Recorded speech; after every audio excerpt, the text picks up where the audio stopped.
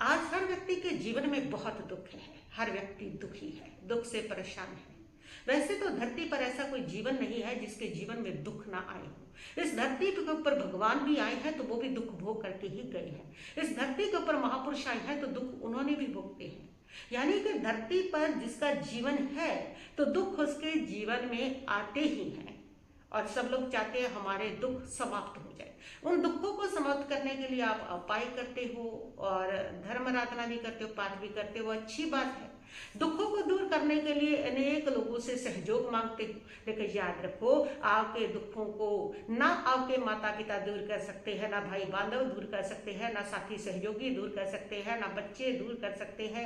आपके दुखों को ना ही कोई डॉक्टर दूर कर सकता है, ना ही कोई तांत्रिक, ना ही कोई जोशी, ना ही कोई वैद्य आपके दुखों को दूर नहीं कर सकता। अगर ये सारे दुखों को दूर किए होते तो आज धरती जो है वो दुख से मुक्त होती, लेकिन धरती दुख से मुक्त नहीं है। क्यों? क्योंकि दुखों को कोई भी दूर नहीं कर सकता। दुख को एक ही चीज दूर कर सकती है, दुख को एक ही चीज दूर कर सकती है और वो चीज है धर्म। जब भी दुख को समाप्त करता है तो धर्म ही दुख को समाप्त करता है।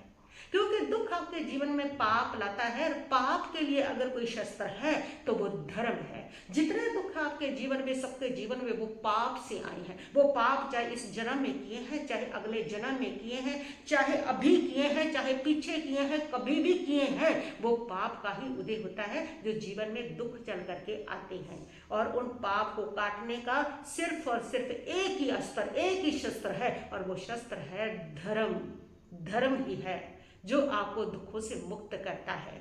जिसने भी धर्म की आराधना की वो दुखों से मुक्त हो गया। जब भी किसी को दुख से मुक्त किया तो धर्म ने किया। धरती पर धर्म बहुत कम है, इसलिए दुख समाप्त नहीं होते हैं। जब धरती पर धर्म हो जाती है तो धरती पर भी दुख समाप्त होती है। सतयुग में किसी को दुख नहीं होता, बहुत कम होता है। पहले दूसरे आरा सुखम आ रहा है, उसका कारण है कि तब वहां पर धर्म में संस्कार रहते हैं। शांति, क्षमा, सरलता इन जीवों में रहती है। ये धर्म का ही स्वरूप है, तो इसलिए वहां पर सुख रहता है। तो वो यानी कि सुख का जो आधार है वो धर्म है। आपका दुख जब भी कोई काटेगा, आपका दुख जब भी कोई समाप्त करेगा तो सिर्फ धर्म ही उस दुख को समाप्त कर सकता है। इसलिए जीवन के अंदर धर्म कोई दकियानुसी नहीं है कि आप धर्म करेंगे तो कोई प्रातन जमाने के हो जाएंगे। आप धर्म करेंगे तो लोग जो है आपको पिछड़ा हुआ समझेंगे। धर्म आपके जीवन को सुखी बनाने का मार्ग है, आपके दुखों को काटने का मार्ग है।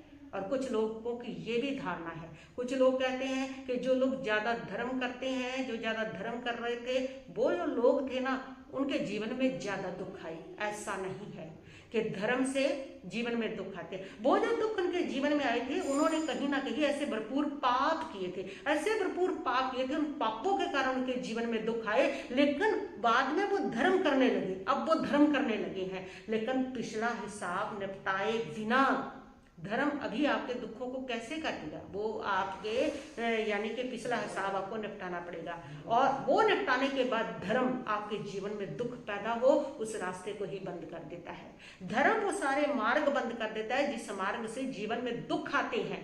इसलिए धर्म करने वालों के जीवन में दुख नहीं आते हैं। भगवान महावीर स्वामी का आप जीवन देख लीजिए। पूर्व जन्म में अगर उन्होंने किसी के कानों में शीशा डलवाया तो वो धर्म करते हुए उनको हिसाब देना पड़ा, उनको अपने कानों में किले ठकवाने पड़े। लेकिन उस धर्म ने भगवान महावीर स्वामी के सारे दुखों को समाप्त किया, परमात्मा बने, केवल ज्ञान हुआ और देवी देवता इंद्र शुक्रेंद्र उनकी सेवा में करने लगे। परम निर्वाण को प्राप्त करके जन्म मरण और सभी दुखों से मुक्त हो गए। ये धर्म की शक्ति है। इसलिए याद रखना, आपके दुखों को अगर जब भी कोई समाप्त करेगा ना तो सिर्फ धर्म समाप्त करेगा। इसलिए जीवन के अंदर धर्म का सहारा लेना।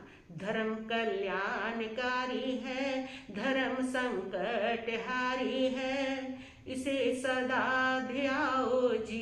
ये धर्म कल्याणकारी है, ये धर्म ही संकटहारी है, धर्म ही दुखों से मुक्त करता है।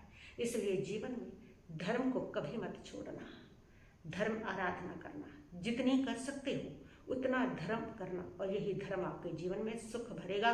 बस इतना ही कहती हुई मैं अपने वक्तव्य को यहीं पर स्थगित करती हूँ।